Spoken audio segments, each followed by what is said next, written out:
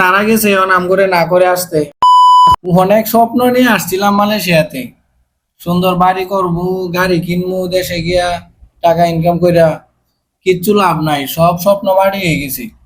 এ যা তাই, বাংলাদেশে যা ছিলাম ইয়ানে আইসাও তাই। ওর নামের মধ্যে নাম হয়েছে কি বিদেশে আইছি, বাংলাদেশে কই বিদেশা।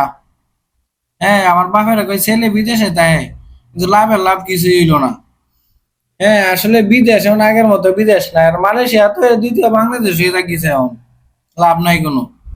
হ্যাঁ, বাংলাদেশ থেকে অনেক অনেক স্বপ্ন নিয়ে আসে, এই করবো সেই করবো এই করবো। আমি ওই তাদের কাতারেই ছিলাম, ওই স্বপ্ন নিয়ে আসছিলাম, কোনো লাভ নাই।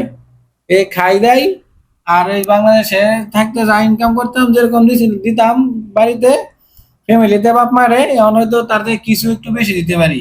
এই কিন্তু নাম হয়ে গেছে বিদেশ আইছি, ডলার ইনকাম করি, রিঙ্গিত কামাই রিঙ্গিত।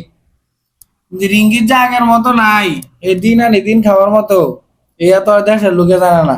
কিন্তু নাম কামাই আইছি, বিদেশে আইছি, এই যে বর্তমান অবস্থা আর কি। আর তাও আমার মালয়েশিয়া, মালয়েশিয়া এখন দ্বিতীয় বাংলাদেশ, যারা আসছে তারাই জানে।